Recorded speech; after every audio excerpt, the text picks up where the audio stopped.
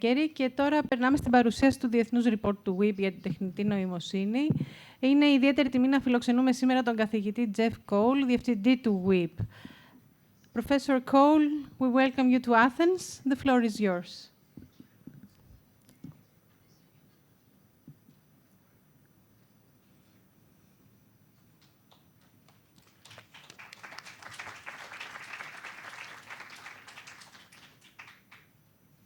Thank you so much. It was nice to hear my name mentioned several times, but I am simply a representative of this extraordinary network of researchers from countries around the world.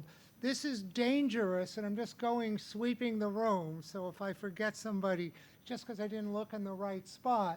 But we have here representatives from Switzerland, 4 of them, representatives from Sweden, the Czech Republic, the US and the UK, Grant, I'm putting you in both, Chile, Israel, Macau, Taiwan. Did I miss anybody? Oh, and that was so obvious that I didn't mention it. And Greece. And thank you, Nicholas, for hosting us. This is the kickoff to what we think is going to be a very exciting weekend. So let's talk. My area is disruption. I'm interested in change that comes from unexpected places, that's frequently resisted, but can turn the world upside down.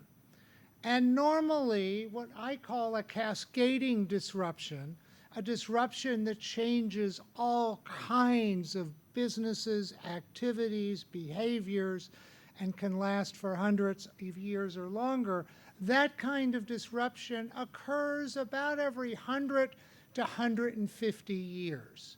Well, we have experienced our 3rd disruption of that level in 25 years. The first, this is the World Internet Project, is the Internet.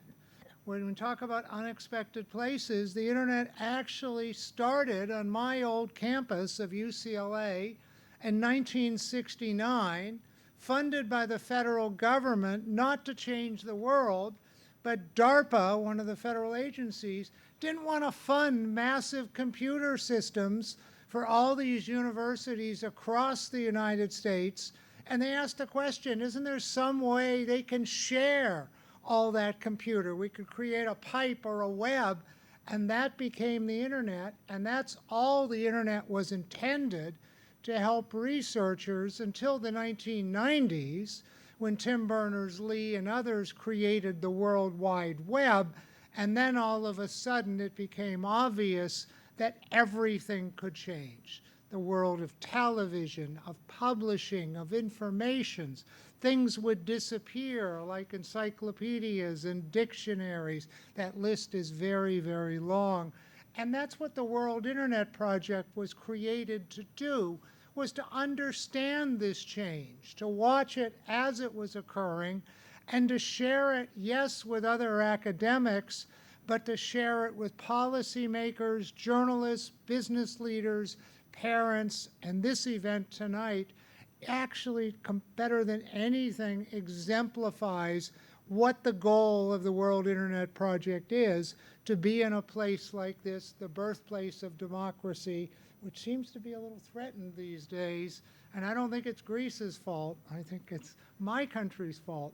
But so, and then beyond the internet, we saw in 2020 COVID, not intended to be a disruption, the first and only disruption that affected, to borrow loosely from a recent film, that affected everyone, everywhere, all at once. Literally within 3 days, we moved our lives inside. People who had never worked or been online in a Zoom call learned how to do that. And incidentally, the company's Zoom, which almost no one had heard of before March of 2020, within 30 days became a verb. And people said, not I have to go online and do a conference, I have to Zoom. And the third disruption, coming only 3 years after COVID, is AI. And that too will affect everything and anything, and we want to look at that. And we can already see some of the other disruptions that are coming. That's my slide presentation, which I think is now slightly out of order, but I can wing it. We can see other disruptions that are coming, including quantum computing, which may have as big or bigger an effect on the world than AI, and is only about 5 to 8 years behind us. So let's talk about AI. From the 1960s, researchers, scientists used to make fun of the fact that all we ever heard was that AI, artificial intelligence, had a great potential and it always would. And we were wondering, we were told it was coming. We saw it in movies, which scared us, whether it was HAL the computer in 2001, that in the movie 2001 from 1968, that made the decision that he could navigate the spaceship and didn't need those pesky humans, or whether it was the Terminator films with Skynet, who decided that they would take over the world. But the potential, and eliminate humans, one of the themes people still feel about AI, and we'll look at some statistics with that. But the potential of AI came crashing much faster than anyone expected in February of 2023, when ChatGPT became available for common, average, everyday users on the internet. And nothing has changed, nothing has been the same since. I argued within a couple of months that this is the most important technological development since the printing press. I now believe it may be the most important technological development of all time. And I write about disruption. I have a book coming out, which I'm not selling to you because it's not available till the fall, but you can look at it on Amazon, about disruption. But if you want to talk about how fast AI is changing, it's difficult to write an article because by the time you finish the article, it's out of date. 3 months is a lifetime. A book doesn't even make sense, even though I have a chapter on AI. And I found writing the book that you can't even save the file to the hard drive before it's out of date. That's how much this is changing. But the internet, just to put this in perspective before we look at some data, the internet, if you think about it, started with so much hope and optimism. We really saw this positive development that the internet would connect everyone in the world, and it has. That the internet would allow anyone to be a journalist. And 25 years ago, we thought that was a good thing. Now anyone can be a journalist, but that's not such a good thing. And that everybody would have access to all the world's information, which they do. Only late, all of those things that were promised happened and are still here and are still critical parts of the internet. But it took 5 to 8 years after broadband, social media, and we got used to being online, that we began to see the dark, ugly side of the internet.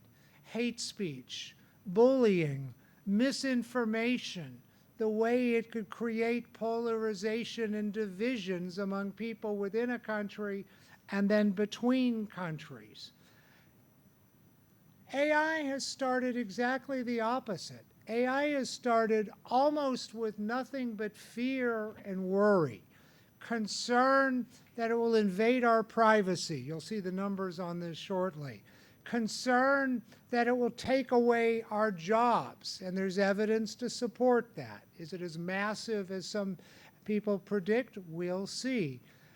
Concern and no concern matches this. In our work in the US, 24% of Americans believe AI means the end of humankind. That's a pretty big concern. And as you look at AI, and we are about to, a couple things really I think are fascinating. One is ChatGPT went to 100 million users within a little over a month. One of the reasons for that is there's no learning curve to use AI. And what I mean by that, I was a television guy. Television changed the world more than any other medium in its time. And television also had no learning curve. One of the few technologies that had no learning curve, if you compare that to smartphones that have such a steep learning curve that most people use only about 3% of the capacity of their smartphones. Television had no learning curve because people used radio. And to go from radio to television, it was identical. It had an off-on switch, it had a volume switch, and it had a channel switch. It just added a screen. But no one bought a television and said, how do I use this thing? AI is exactly the same. We've all learned how to use the most popular website on the internet, Google, and using AI is almost identical to using a search engine. So there's no learning curve. There's a learning curve, a massive learning curve, to learn how to phrase your prompts, to understand how to assess the veracity of the information, but to simply sit down in front of ChatGPT, which fit immediately on your smartphone, took no learning curve at all. So let me share with you, I'll see if I can get my place back, but if not, it's not the end of the world. I just made notes that I want to go along with. If I don't do them, it's okay.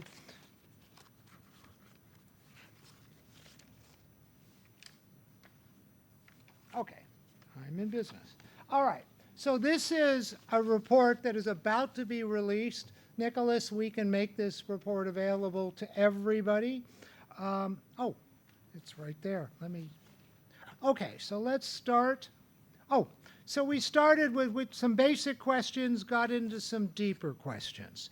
And these are the countries, we have more countries collecting data now, but these are the countries that were able to contribute to the report.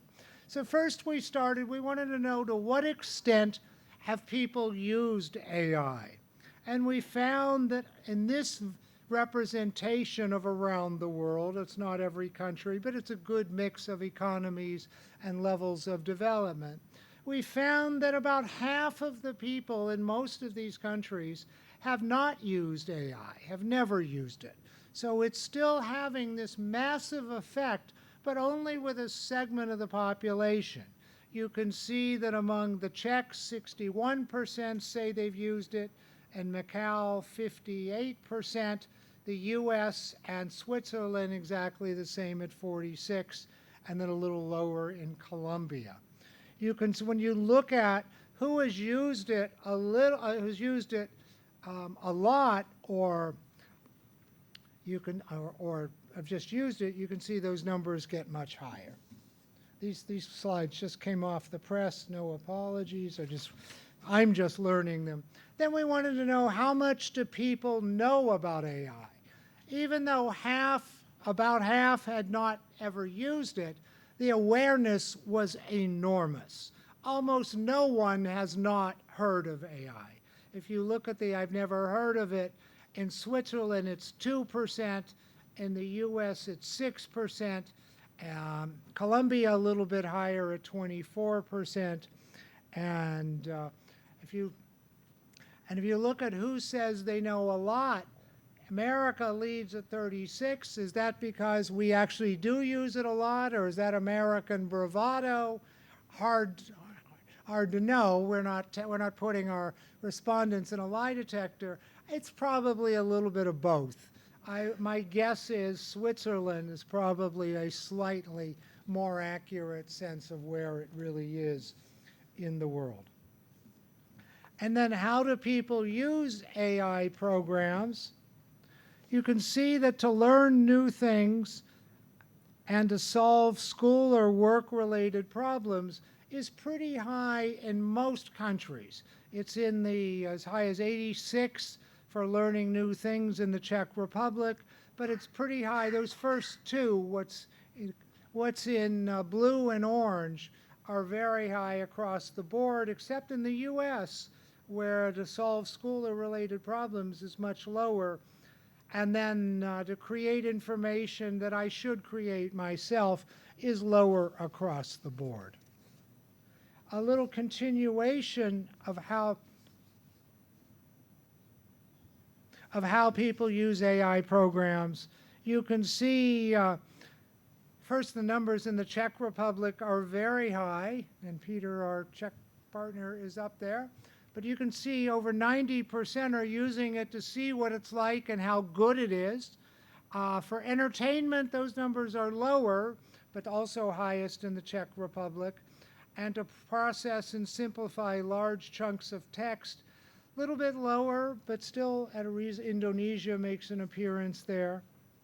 And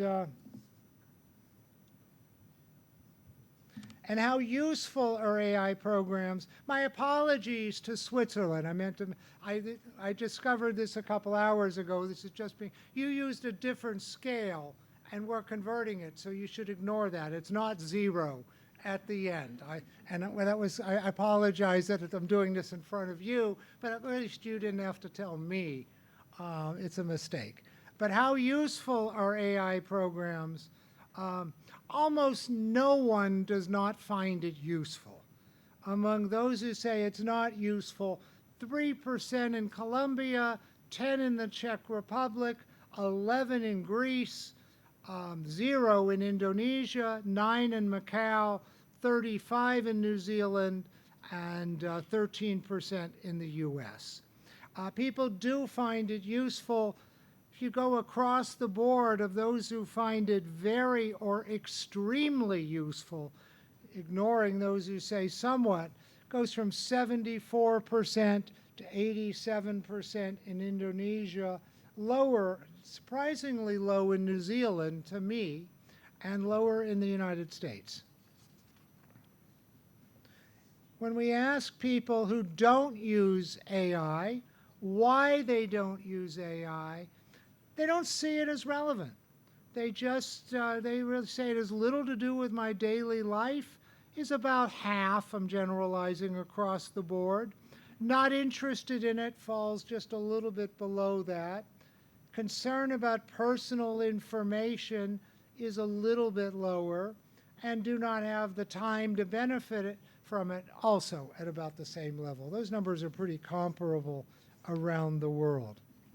And among those who don't use AI, continuing why they don't, this is continuation of the same question, generative AI often produces incorrect information, pretty low response to that. All of these are pretty low. Reluctant to try new technologies is the highest of the reasons people here say they don't use AI.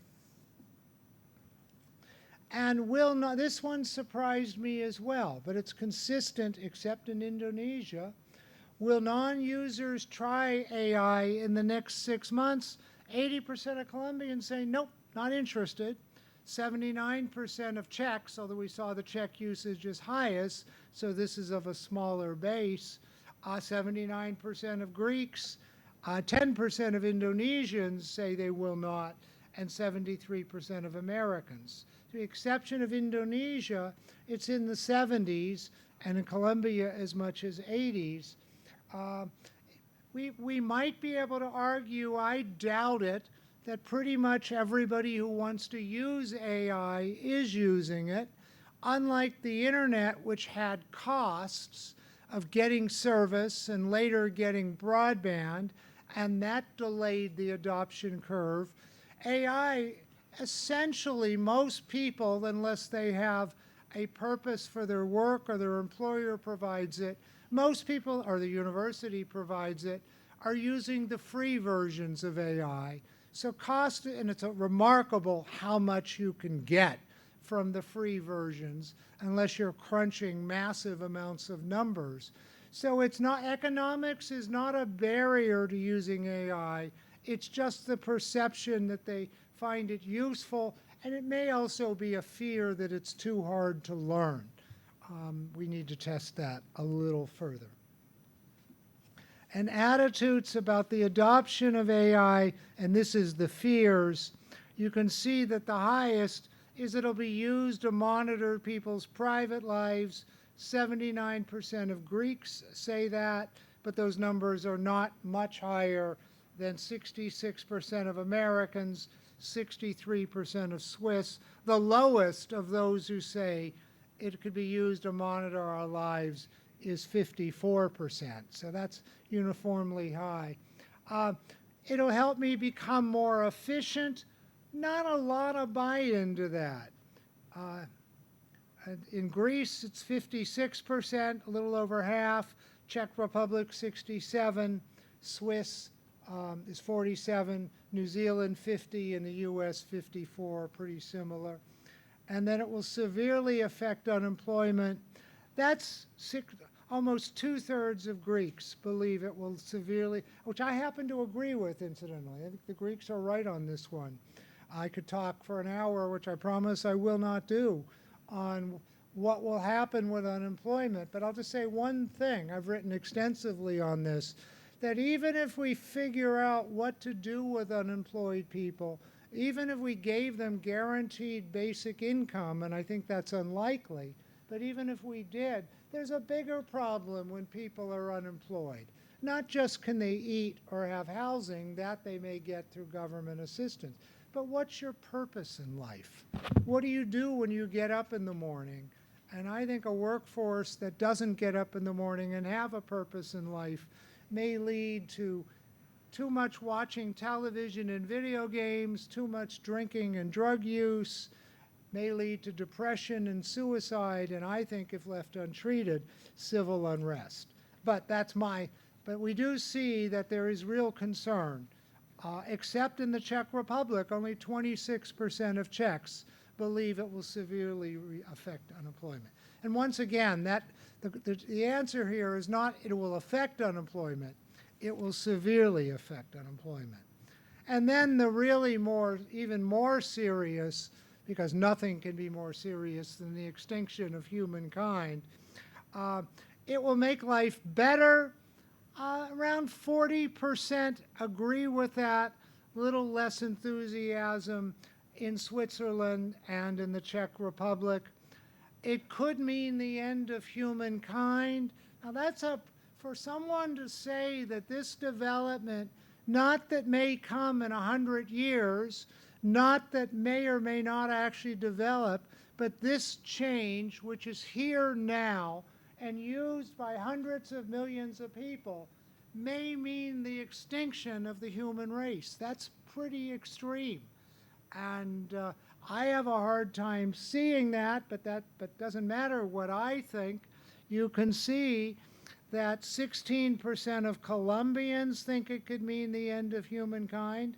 17% of the Greeks I don't know if it's the Greeks in this audience, but the Greeks in the country think it could mean the end of humankind. 21% of Czechs, and I don't know what we did. It's Michael, did you not ask that? I apologize for a second. Do you remember the number? Okay. We are fixing the report before it goes out. I'm sorry. It's not 0. I know that. I knew okay. And New Zealand, 27, and as I said earlier, the US, 24%. Now on to children. Should children be able to use this device that can help them learn things, but may take away the jobs they'll never get and may end at a planet that won't be here? I'm not trying to be facetious, but you can see it's really, this one's more divided than almost any other answer, where 64% of the people in the region of Macau, or almost 2/3, say children should, and then also just over half of Czechs, and then a little more conservative with 33% of the Swiss. The Swiss and the Americans really seem similar on a lot of the data. 30% of Americans, 20% of Kiwis in New Zealand, 19% of Greeks, and 12% of Colombians. And then among those who say children should be allowed to use AI, we ask those people why. What is it that children should be allowed? What is it that they should have access to? And you can see these numbers. Well, the Czech Republic, they're in the 90s, gets them more interested in new tech, helps with their schoolwork, gives them easy access to more online resources. Children can get instant feedback and results. You can see in every country, the exception is there's a big drop in the Swiss from the 4 categories. In almost every other country, those 4 questions are answered relatively similarly. But in Switzerland, it's 62% who say it gets them more interested in technology, and 25% who say children can get instant feedback and results. And but the gaps in the Czech Republic between the 4 are almost non-existent. And then why, among those who say children should not be allowed to use AI programs, this is why shouldn't they be allowed to use? And the 2 things we looked at are it makes them more dependent on technology, and it has a negative impact on their critical thinking. Once again, well, not quite, but actually, that doesn't pan out. But if you look at, it makes them more dependent. 90% of Czechs of those who don't want them to have access are concerned it makes them dependent. 77% of Kiwis in New Zealand, a little less than 2/3 of Swiss, 70% of Americans. The Greeks are less concerned about that, although 50% are concerned, but less concerned than the other countries that we looked at. And it has a negative impact on their critical thinking. Calculators came along. We no longer learned our multiplication tables. I'm a generation that grew up. I had to learn my multiplication tables. You say to me, what is 9 times 6? And instantly, in a nanosecond, I can tell you 63. Ask that of a teenager. They can't do that. But is that bad? When calculators first came out, people said you shouldn't be dependent on calculators because they're expensive. There were $400 in the 70s, which would be $1,000 or more, and you don't always have a calculator with you. Well, friends, you always have a calculator with you, along with a camera and 100 other things. So is this a problem that we're going to stop knowing some things? And that's a really interesting question. How does our countries answer that? 74% of almost 90% of the Czech Republic says it is a problem. 74% of New Zealand, 70% of Switzerland, 2/3 of the US and Greece, and the ones less concerned, but still 51% are, that it has a negative impact on critical thinking, are Colombians. And just continuing a little bit on why should people think children, among those who said they shouldn't, you can see real differences in Colombia, but it affects their ability to learn. That's a big concern everywhere. The biggest place it's a concern is in Switzerland, but not by much. It takes away the fun part of problem solving. This, in the Czech Republic, that's of more concern than it affects their ability to learn, but healthy numbers there. And then generative AI produces incorrect information. Those numbers are considerably lower, except for the Czech Republic. Anyone, I don't want to start on another theme. Clearly, I could talk for hours. It may feel like I already have. But we have this love and hate affair with technology. People loved seeing AI make mistakes. People liked it when they could look at AI-generated photos, and it was so obvious they were generated by AI, and of course I can tell the difference. That was a year and a half ago. What has happened in the last 3 months boggles the mind. you can't tell the difference, or at least not immediately. But we wanted to be able to make fun of it. We wanted it to be wrong, to look stupid, because then we didn't have to learn it or embrace it. But it is here. So looking, it takes away their problem solving, as we said was important, and the generative producing incorrect information. It still produces incorrect information. It does hallucinate. You see the warnings when you use it. You see the, not gossip, but the conversations between what's better. It appears right at the moment, this could change tomorrow, literally tomorrow. At the moment, ChatGPT and Claude seem to be the preferred engines, but they have different purposes, and we'll see how accurate they remain, or do they become incapable of making a mistake at some point.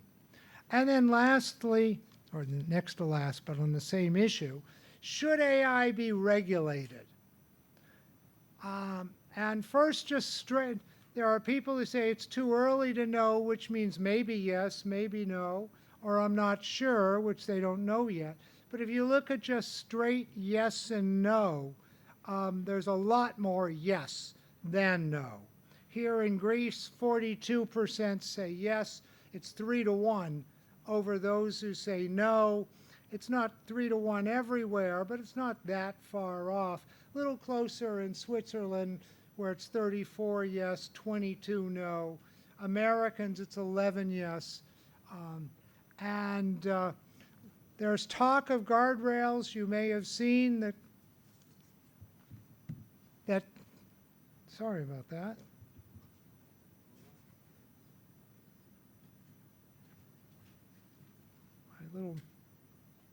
My little, is that a touch screen?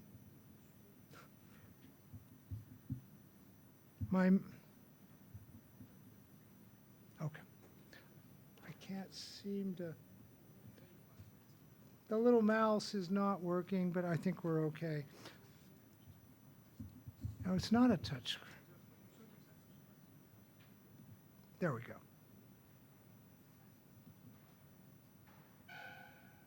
Okay, so back to just, so we're saying it was 2-to-1 and 3-to-1 in some places, but a clear move towards not regulating. And you may have seen that some of the AI companies have actually called for regulation because they don't believe that they can trust their competitors. And I was just at a conference with Tom Friedman, the great Middle East reporter for the New York Times, 3-time Pulitzer Prize winner, who also writes extensively on AI. And he thinks in America, the AI companies are going to be nationalized. I don't see that. Our president has been taking money from AI companies, big surprise, and has tried to stop regulation. But somebody has gotten to him recently and convinced him it may be necessary. I hope that's true. And lastly, among those who believe that AI tools cannot be regulated, they were asked their reasons for why they think this. And you can see nothing towers. The one that's the most common is that it's too late. The technology can't be contained. It's already out there. Claude or Anthropic announced a month and a half ago they were releasing a new version called Mythos that could crack any security system, and it would make passwords in any security obsolete and ineffective. And they went to the government and said, we don't want to release this. We want to put protections on it, and it leaked anyway. So it is out there. But some people think it's too late, and they may be right. Half of Czechs, about half of Greeks, 2/3 of Kiwis, and 2/3 of the US. Second reason that bad actors don't want to be regulated, terrorists, and there's no question. If AI does mean the extinction of the human race, it will come in one of two ways that we can see now. It will come by them getting access to the nuclear launch codes and doing what they want with them, or it will come by unleashing viruses. And there's already some evidence that people with those goals have gotten access, not to be scary. Competing countries will never agree to be regulated. Competition between China and the US, as one example, they will never agree to regulate themselves unless all of us can agree, and this isn't a world where that seems to happen very often, but maybe the stakes are so high it will happen. And lastly, competing companies will never agree to be regulated. The competition is fierce between OpenAI, who makes chat, Anthropic. Next week are going to be the two biggest initial IPOs of all time, as Elon Musk's SpaceX goes public, which includes his XAI AI system, and he will become the world's first trillionaire, worth 1,000 times a billionaire. And OpenAI is going to go public in the next week or two. Both are expected to premiere at about $1.5 trillion. And Anthropic is not far behind. So the companies are highly competitive. And with that, delighted to take questions. But if you're taking questions, I am going to be a facilitator, and my colleagues and friends will answer those questions along with me. So any questions? I covered a lot of territory, threw in some of my own opinions, which I identified as opinions, and you are welcome to disagree or say, well, that's only part of the story. You should have mentioned. But Sergio, our partner from Chile.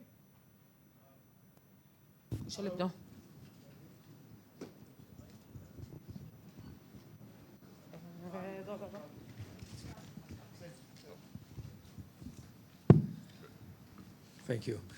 I'm curious about your opinion, and considering the gentleman who spoke out bioethics. What do you think about the encyclical by the Pope? Do you think it's too naive for a religious leader to speak about AI like he did?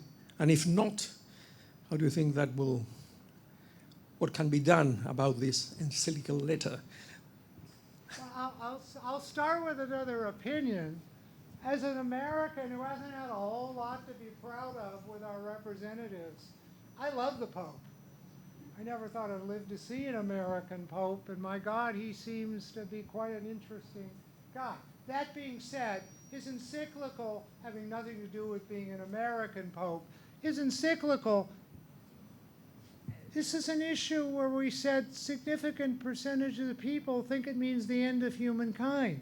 Even if it doesn't, millions, tens of millions, hundreds of millions of jobs may be lost, creating suffering and displacement. I can't think of a better issue that needs moral leadership, that talks about doing the right thing. And the particulars will be worked out, but I think it was an extraordinary move, in my opinion, not as a Catholic, I'm not, that most encyclicals are about issues of particular concern to the Catholic Church, birth control with Pope Paul in the 60s, or religious issues. This may be the ultimate religious issue, but I think, my God, there's probably no one on the planet right now better positioned to do what he did. That's an opinion. Any other questions? There was, yes. Thank you so much for the presentation. I'm wondering about the design of the survey. I can repeat the question. Okay. I think people can hear me. Oh, it's being recorded. Signomi. Ευχαριστώ. Thank you for your presentation. I'm wondering about the design of the survey. Who actually, or was it a collective that created the survey? I mean, I had a friend who was a statistics prof at Berkeley, and you can prove anything with a certain kind, and I'm certainly not trying to say that was. And also the unfortunate omission of any African countries to be represented in the survey.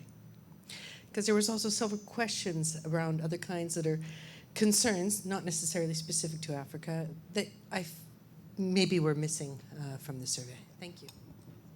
I will take that one and then open it and outlet. But starting with how it was done, the way the World Internet Project is set up is each country is we coordinate the questions we ask. My God, that is a process that takes forever and no one is happy, but everybody is wonderful to work with. So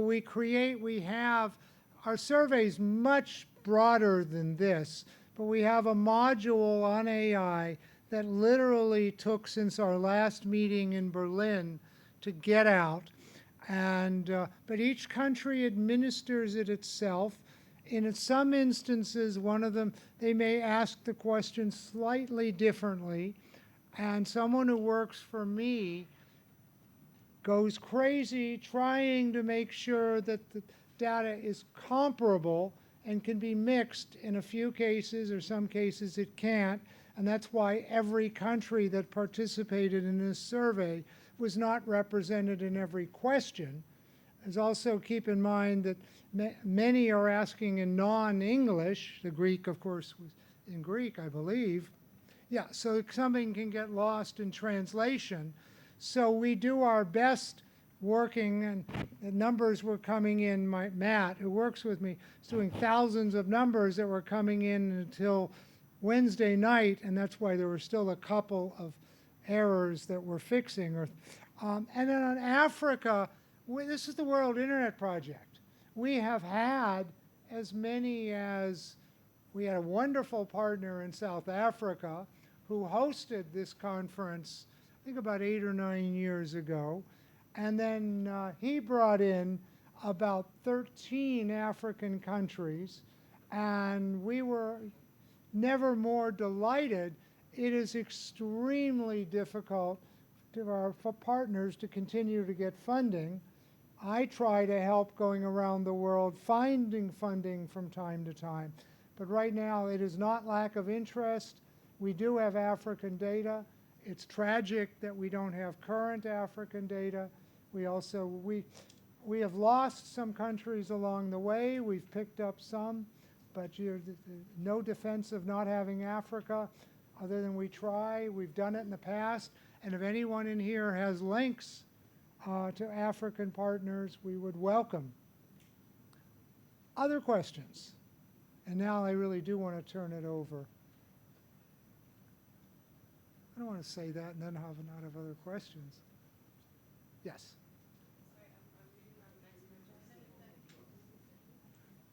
As you're getting the mic, I think you said you're not an expert. Well, then you better get out of here. This is not intended to be shown just to experts. And I suspect you're a moderate to heavy user of some, which I think makes you an expert.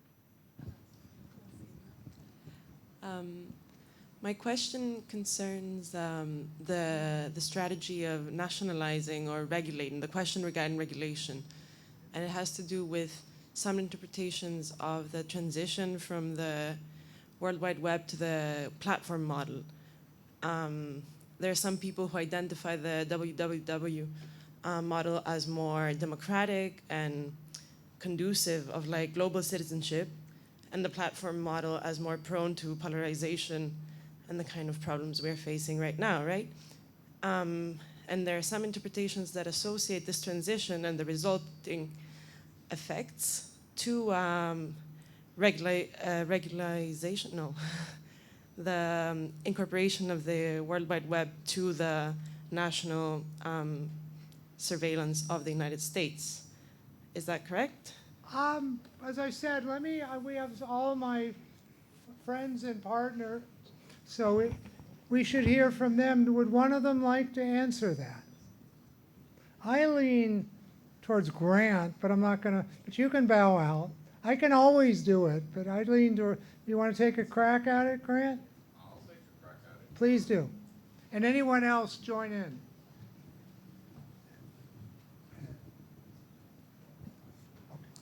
Okay. Yeah, so far as I know, there's no link between the World Wide Web and U.S. surveillance directly. There's nothing, I mean, the issue is, of course, that anyone, anywhere can find open websites. And so, you know, I can link in directly to traffic cameras in Australia or Japan because they're on the, they're available with a URL. And so there certainly has been considerable surveillance surrounding those things. It's been publicized with respect to Iran, and some particularly with the way Israeli intelligence had been able to track individuals using the internet and available public websites. And there's a whole set of things going on with Russia as well.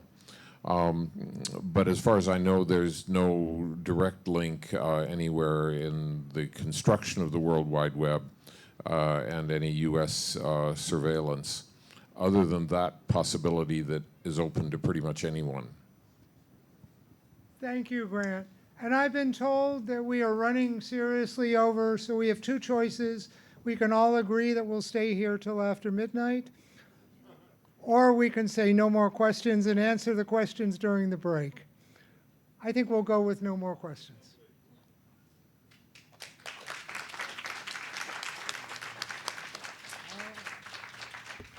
Thank you very much, Professor Cole.